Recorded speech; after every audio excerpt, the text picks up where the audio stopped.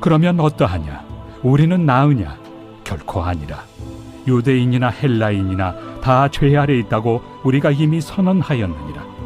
기록된 바 의인은 없나니 하나도 없으며 깨닫는 자도 없고 하나님을 찾는 자도 없고 다 치우쳐 함께 무익하게 되고 선을 행하는 자는 없나니 하나도 없도다. 그들의 목구멍은 열린 무덤이요 그 혀로는 속임을 일삼으며 그 입술에는 독사의 독이 있고 그 입에는 저주와 악독이 가득하고 그 발은 피 흘리는 데 빠른지라. 파멸과 고생이 그 길에 있어 평강의 길을 알지 못하였고 그들의 눈앞에 하나님을 두려워함이 없느니라 함과 같으니라.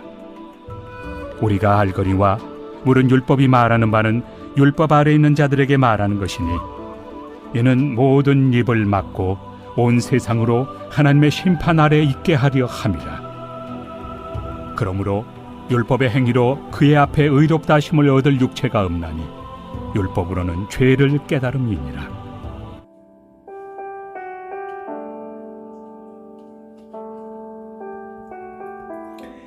바울은 지금까지 유대인이라고 하나님 앞에서 이방인보다 더 나은 것이 아니다 라는 사실을 역설해 왔었습니다. 오늘 본문에서는 지금까지 가르치며 이 논증해 왔던 내용을 정리해서 이 선포를 하고 있죠. 이거 한마디로 유대인이나 이방인이나 모든 사람은 하나님 앞에서 죄인이다 라는 사실이죠.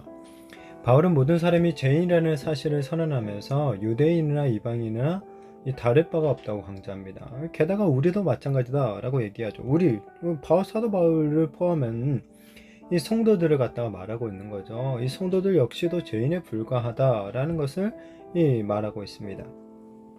바울은 이 구약의 전도서와 어떤 시편 말씀들을 인용해서 아무도 하나님을 찾거나 그 진리를 깨닫는 자가 하나도 없다 라고 선포합니다.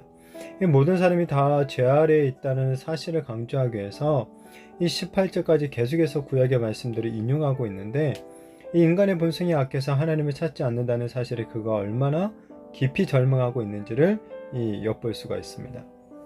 우리는 인간의 본성에 대해서 털끝만큼의 희망도 가질 수 없는 그런 존재들이죠. 우리 자신에 대해서도 마찬가지라는 거예요.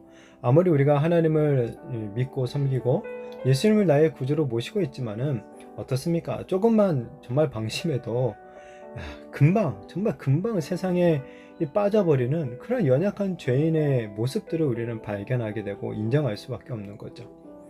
바울은 인간의 이런 절망적인 죄성을 갖다 고발하는 거죠. 시편 말씀을 인용해서 사람들의 입이 맹수나 뱀의 것과 같다라고 비유적으로 표현을 합니다. 이 율법을 배우고 하나님의 말씀을 논하는 유대인이나 이 철학을 논하며 지식을 사랑한다고 하는 헬라인들이나 그 입으로는 맹수와 같은 어떤 잔인한 말, 뱀과 같은 어떤 속임과 저주와 악독을 내뱉을 뿐이다 라고 이야기를 하죠. 또한 이사야 선지자의 글을 인용해서 그렇게 악을 행하는 자들은 사람의 피를 흘리는 일을 하기 위해서 빨리 움직이고 결국은 그것 때문에 파멸과 고생을 당하고 평강을 빼앗긴다 라고 지적을 합니다. 이 모든 일들이 일어나는 이유가 뭡니까? 하나님을 두려워하지 않기 때문에 그렇다는 거죠.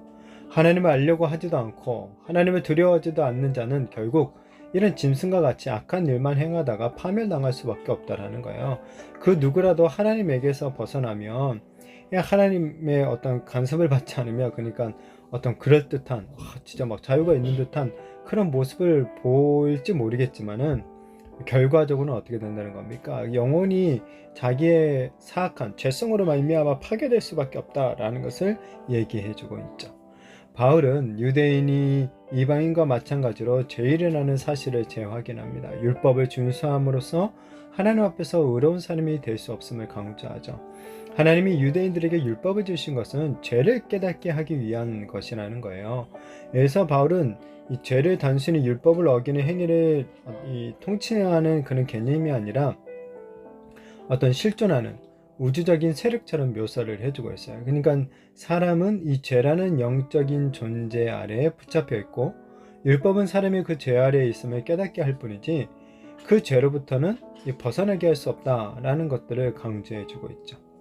자, 율법을 알고 그 율법을 지킴으로써 결단코 하나님 앞에서 의롭다고 인정받을 수가 없는 것입니다. 그렇게 율법을 통해 의인이 될 수 없다, 될 수 있다라는 그런 생각을 버려야 되는 거죠. 사람은 오직 하나님의 은혜가 아니고서는 결단코 의롭게 될 수가 없는 것입니다.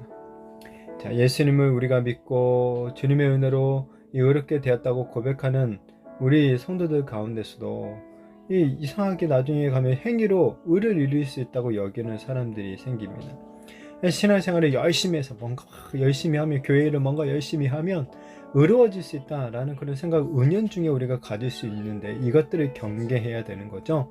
오직 은혜에 감사하는 신앙생활에는 평안과 기쁨이 있습니다. 그러나 신앙생활을 열심히 해서 내가 뭔가 열심히 일어서 의로워지려고 하면은 결국에는 정죄와 이 교만만 남게 될 뿐이죠. 바라기는 오직 주님의 이 은혜에 감사함으로 정말 충만한 신앙생활을 영위하는 우리들이 되었으면 좋겠습니다.